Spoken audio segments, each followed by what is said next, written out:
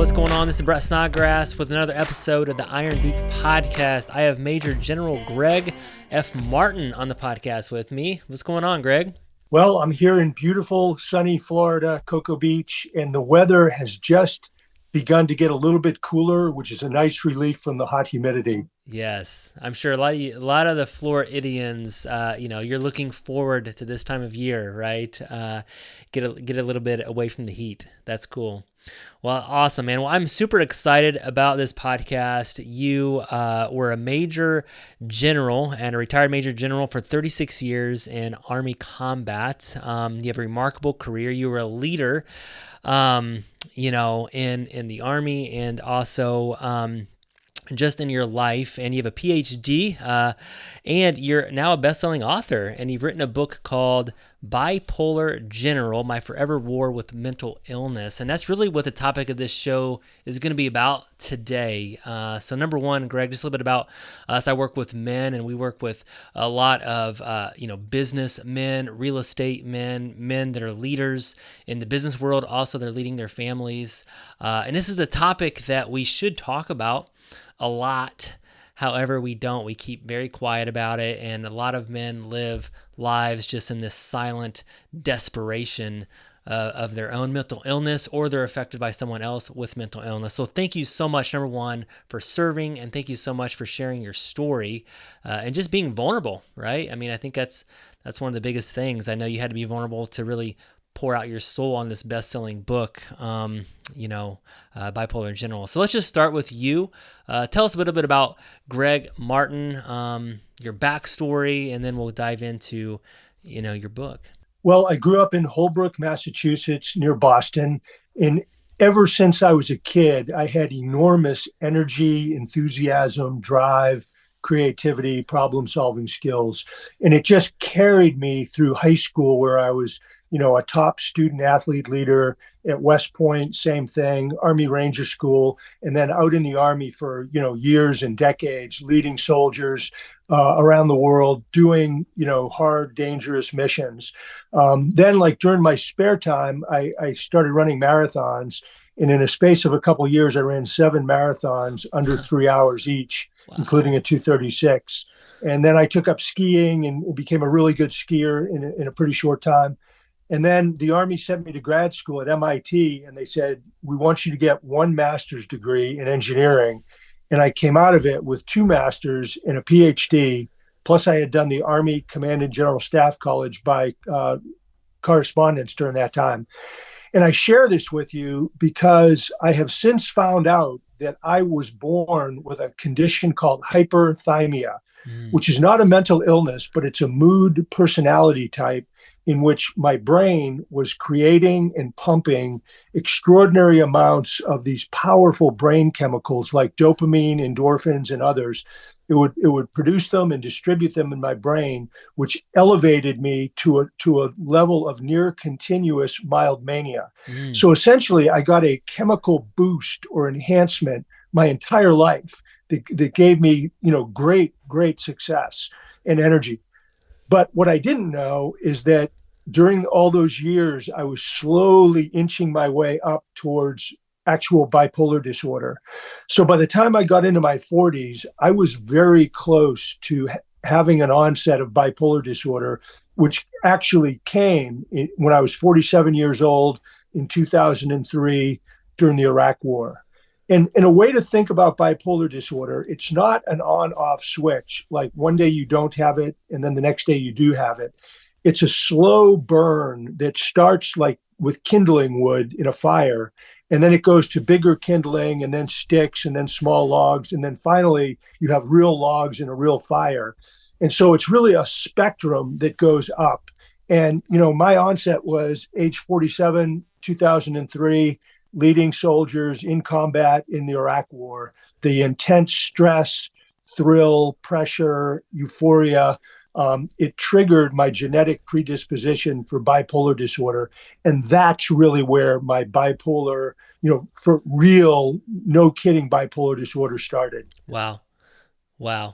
That's amazing, because a lot of times, you have all these things out there, kind of mental health disorders or issues. We hear a lot about men and women struggling with depression. Kids are labeled, maybe they have ADHD or autism, things like that. And I want to hear a little bit more about bipolar disorder because it sounds like this is something that triggered later in your life, but it didn't happen maybe early in your life, like as a kid or as a teen or even someone in your 20s. This is something happened in your 40s, but in your 20s, this was, you were living on that euphoria, that dopamine, this high drive, all the time, the things that, we're probably all trying to get to while we're doing certain things in our life. We're trying to get that high or that dopamine, right? Kick. And, but is that right? Can you dive into a little bit more about bipolar? Because myself, a lot of our listeners don't quite understand the depths of it. So bipolar disorder is a mood disorder in which the brain is essentially, there is a malfunction, a disorder, an illness inside the wiring of the brain to where the brain decides it wants to go higher and go into mania. So it, on its own, independent of the will of the person, decides to produce and distribute excess amounts of these chemicals, which then causes the mood to go up into very high energy, less need for sleep, talking faster, greater creativity and problem-solving skills, oftentimes a sense of grandiosity where you think you're on a special mission from God, oftentimes extreme religiosity where a person becomes really a religious fanatic, oftentimes very reckless decision-making, quitting one's job for no good reason, with no replacement job to go into, spending lots of money that you don't have, getting into agitated, angry encounters that often lead to violence, oftentimes lead to prison. So all of these different characteristics reflect mania, the high side. Mm-hmm. The mania can also be like kind of a happy, jolly, high-spirited mania, or it can be an angry, agitated, rage of mean-spiritedness. It could be either flavor. And then when the brain gets tired of being high, it must come down. Right. And so then when the brain decides, okay, I've been high for long enough, time to go down, it starts to underproduce and underdistribute these exact same chemicals, which then drives the person into depression. Mm. And depression it's much more than just having a bad day. I mean, it's where you feel, utterly hopeless. Mm. You're never going to get better. You lose interest in everything. You have little to no energy. You're thinking about death all the time, death and dying, often have suicidal ideations. And so what bipolar disorder does is it cycles between the high of mania and the low of depression. Mm. And in my case, after my onset in 2003, my manic highs kept getting higher and higher, and my depressive lows lower and lower until I went into what they call full-blown mania in 2014, 12 years later, in which I literally went into a state of madness, insanity, off the tracks. And because of that, I was fired, retired, hospitalized for my mental condition. And then I fell into the worst depression of my life, where, I literally just wanted to die. Mm. I was hopelessly depressed, terrifying psychosis, which are delusions and hallucinations. And I went through that, what I call bipolar hell, for 2 solid years of absolute misery, where literally all I wanted to do was die. Wow. Man, well, thank you so much for explaining that. Me for one can't even relate to the experiences, exactly what you're going through. But I think a lot of us, I think even before the show, you said a lot of us maybe know someone that is maybe not to that extreme, but have some form of mental illness. For example, we have a friend my wife and I have a friend that suffers from depression, and again, I try to relate, and I try to to talk to, but I think that even people around this type, we don't really know what to do. So can you kind of take us in to some of the help, because obviously you've reached this point where you're so down, you've reached this high of highs, this low of lows. Obviously you've written this book, you're here with us today, and you've been able to have some direction, have some relief, have a turning point in your life. So can you talk to us about what happened there, right? To turn, and what were some of the effects? So take us into that question, and then along with that, what were some of the effects of some people around you that were closest to you? So from 2003 to 2014, I was mostly manic, but on occasions I got quite depressed. In three different times during that stretch, I went in to see a doctor and told him, hey, I really feel depressed. I'm normally high energy, high enthusiasm, but I'm really down and I have no energy and I feel hopeless. And all three times the doctor said, you're fine. But they were wrong. They were missing the fact that I was in a depressive cycle of bipolar disorder. And at this point, did you even know what was going on? I mean, absolutely not, not at all. Okay. And when you're manic, you feel like Superman, smartest person in the world. And so you don't think there's anything wrong because you feel so fantastic and your job is going great and you feel high and super enthused and incredible energy. So when you're in the state of mania, you don't think there's anything wrong at all. Yeah. And so after I got fired, retired, and so forth, I was ordered to go by my commander to get a psychiatric evaluation, which I did. And they said, you're fit for duty. There's nothing wrong. But they were just completely wrong. They didn't get the collateral information. They didn't do enough homework on my personality. And then I actually got two more evaluations that month of July 2014, and all three said, you're fine, you're fit for duty, but all of them were wrong. It wasn't until a couple months later when I had sunk into just crippling, hopeless, deathly depression that then I said, there's something really wrong with me. Something's not right. Something's wrong with my brain. And I went back to the same doctors and said, hey, I need help.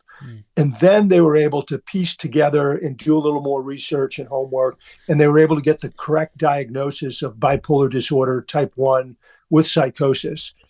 But then I went from bad to worse. The medications and the treatment didn't have any effect on making me better. Went through 2 full years of what I call bipolar hell. And was hospitalized and all that. And then finally, between my wife and a good friend from the Army, they sort of stuck with me and helped me get into a very good VA hospital, Veterans Administration. And I went there, was hospitalized, stayed for 6 weeks. But I still didn't get better until my wife complained. It still didn't break the depression, even with electric shock therapy and other things. But my wife said, hey, we have to try something stronger. And so the doctor said, okay, well, let's try lithium, which is a natural salt from the earth and often works really well for bipolar disorder. So we tried lithium and it just was unbelievable. Within a few days, my depression and psychosis went away and they just left me. And then that was 7 years ago. So since then, I've been on a journey of recovery for the last 7 years. And I call it a journey of recovery because you never recover. Right. You never get healed. Bipolar disorder never goes away. You have to manage it like a chronic disease, the way a person manages diabetes. Wow. So it sounds like the lithium obviously had a huge effect on you, and that's more of a natural type of supplement or medication. And is that still the thing that you're using today, and that's really helping with your recovery? Lithium is the primary medication that I'm using that really broke the back of the depression and keeps me from going back into mania. But I do take a couple others. There's another one called Lamictal, which is commonly used for bipolar disorder, works pretty well. and then another one called Latuda, which is a kind of an antipsychotic medication. And so the combination of those three together are kind of like the magic formula for me that have been working for 7 years. Yeah, definitely. Um, can you tell us about, you mentioned people that are closest to you. I think your wife, she knew that you needed help.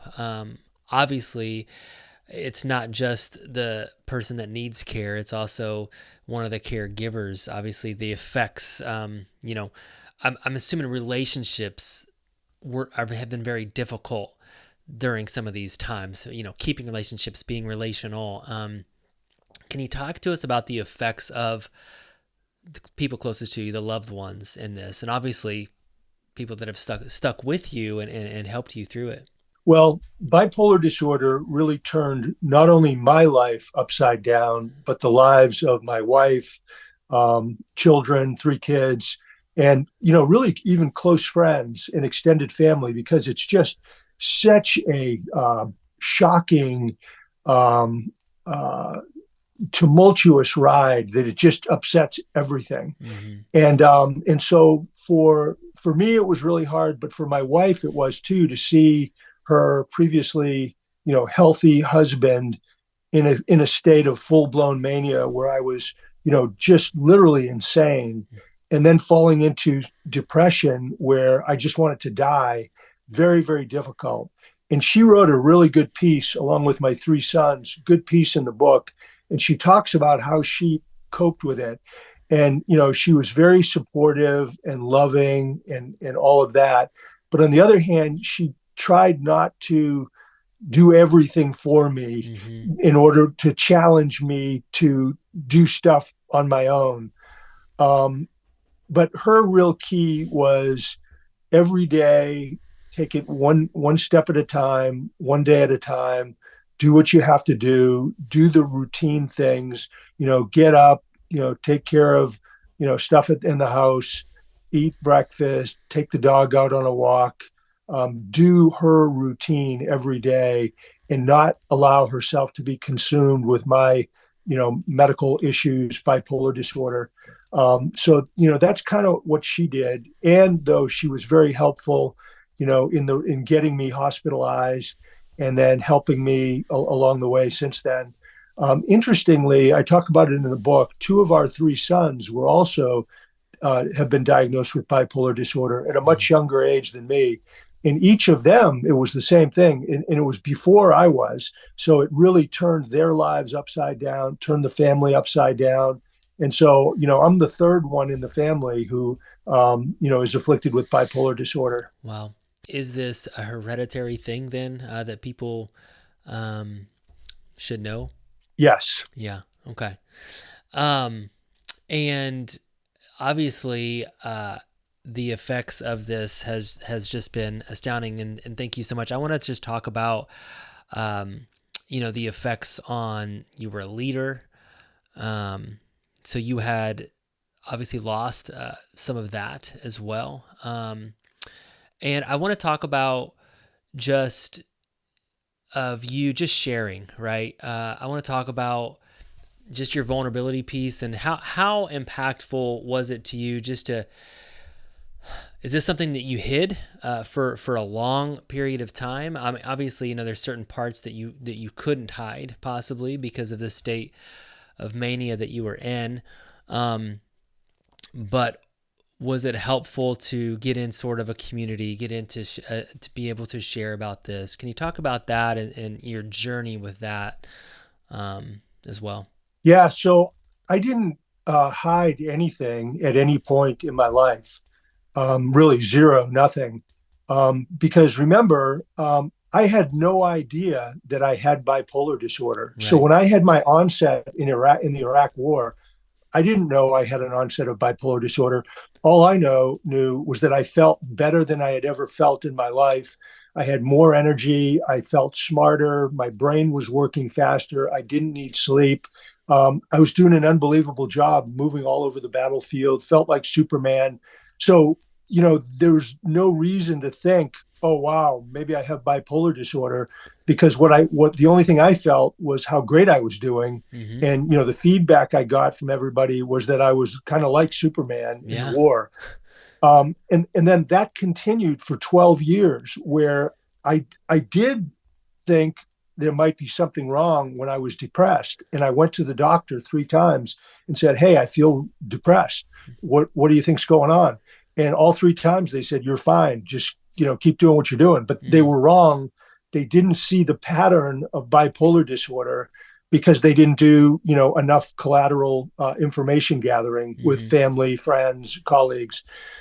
Then when I went into full blown mania in 2014 and was, fired and retired, again, I was in mania. So when you're in mania, you feel great. You feel like Superman. So I didn't think there was anything wrong with me. And then I went to the doctor and got examined, because that's what my boss, the chairman of the Joint Chiefs of Staff, who was my boss, he ordered me to go. And they said, "You're fine. There's nothing wrong." And they said it not once, not twice, but 3 times. So I was convinced there was nothing wrong with me Mm-hmm. until I crashed into depression. Then I said, there is something wrong with me. This is terrible. And I went back to the doctor in November of 2014. So now we're talking, again, 12 years after the onset. And then they said, yes, you have bipolar disorder type 1 with psychosis. And then I totally believed them and said, okay, I'm glad to know that, because now that we have a label on it, we can go about coming up with a program and a plan to recover from it. Mm-hmm. But of course, I went from bad to worse, 2 years of bipolar hell, where I was literally crawling through hell. But I didn't hesitate to tell people I have bipolar disorder, because I know that bipolar disorder is physiologically real inside the brain. Mm-hmm. It's a malfunction of the inner wiring of the brain. So it's not due to a lack of willpower or a lack of character, so it's not the person who's sick. It's not their fault. It's just that the brain is sick. The same way somebody has diabetes, it's an illness. Mm-hmm. Cancer, illness. Heart disease is an illness. And so I looked at it and said, there's nothing for me to keep quiet or to be ashamed of, because I've got a physiological disease inside my brain, and I'm just going to work hard to get better. So, I mean, that's kind of a long answer, but no, I was never embarrassed or ashamed, because that stigma is really based on the faulty belief that it's the person who's sick, that it's their fault, as opposed to it's an illness inside the brain. Amen. And I think, sometimes, yeah, it's because you look healthy, right? If people, especially you're in the Superman mania mode, you're like, wow, this guy, he's so productive. He's like Superman. He can do all these wonderful athletic things. And what a great athlete, physical shape. And you don't look like anything's wrong, but something obviously is going inside the brain. And someone who doesn't have that just has a hard time to relate. Obviously, mental health has been something that's just been, rising and rising. We've been, talking about it more. We see it, seems like more and more today. And I just want to just maybe talk to the people that out there right now, the audience, that maybe they might be struggling with mental health, or they obviously know someone who is struggling. What are some things? What's kind of like some steps? Number one is to be aware, right? I mean, I think that was a light bulb for you, is to have some awareness around it. Now, what do I do with that? So can you kind of take us into that and then talk to our audience? Sure thing. So mental illness can be absolutely deadly. Bipolar and depression and other ones can lead to destroyed marriages, ruined families, ruined careers, finances, addictions, homelessness, prison, suicide. That's the bad news, if they're left unattended. But the good news is that if you go get professional medical help and then follow the steps I'll talk about in a second, you can live a happy, healthy, productive life. So step number one is to get in and see a doctor. And this is where a friend or a family member may have to come in and help, because oftentimes the person with the mental health affliction doesn't think there's anything wrong, or they don't want to get help, or they're resistant to go get treatment. So the friend, the family member need to persuade the person, come on, it's in your best interest. Let's go get a checkout. If there's nothing wrong, fine. But if there is, you can get them, get on the road to healing. And then, so seeing a doctor is number one. Number two, the doctor, after they diagnose, they're probably going to prescribe some type of medication to keep the brain chemistry in balance. Mm-hmm. Like for me, it's lithium is the big one, but the other ones I mentioned as well. So you need that medication for your brain to be stable. Number two, therapy. Very important to work with a therapist and talk about your life, your issues, your triggers, how to protect yourself, how to deal with complicated situations. So therapy is number two. Number three is healthy living. And healthy living includes, a healthy diet, exercise, plenty of sleep, low stress, water, and so forth. And so those three elements are necessary, but not sufficient for a recovery that's built to last. Mm. You then need to anchor those three into what I call the 5 Ps. And the 5 Ps are, you have to develop a purpose for your life. You have to have a purpose that motivates and inspires you. And for me, it's sharing my bipolar story to help stop the stigma, promote recovery, and save lives. Second, you need to get with a group of people, second P, that are fun, energizing, motivational to be with, and surround yourself with that kind of people. Third, you want to live in a place that enables you to be with the people you like, to do the things you want to do, and that is conducive to a healthy life. The fourth P is perseverance. You need to have the will to win, because recovering from mental illness or a brain condition is very hard. There's going to be setbacks. There might be relapses, and you have to be determined to get back up and keep moving forward. And then the fifth P is presence. And what presence means is the ability to get outside of your own head and think about your own thinking and challenge it from an objective point of view. And the reason that's important is that oftentimes what's going on in our own mind, our own thoughts, are harmful. They're not correct. They're not true. They lead us down the wrong path. And so this ability to get out of your own head and analyze your thinking and then get on the right course is super important. So those are the steps for my recovery, and that I think work for many people. Amen. Amen.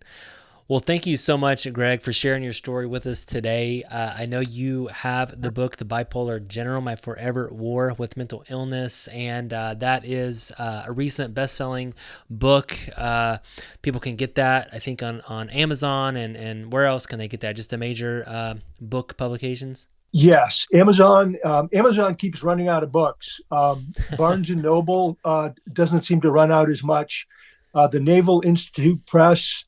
And then the easiest way is probably to just go to my website, www.bipolargeneral.com. And the landing page takes you right to those different publishers. So if you go to Amazon and they say book not available, just go to Barnes & Noble or go to the U.S. Navy Institute Press, and you'll be able to get it. That's awesome. Well, thank you so much for writing the book, number one, sharing your story, being on this particular podcast. We're going to put that in our show notes, so you can go to Gregg's website, or go to Amazon. If it's not there, go to Barnes & Noble, Bipolar General, My Forever War with Mental Illness.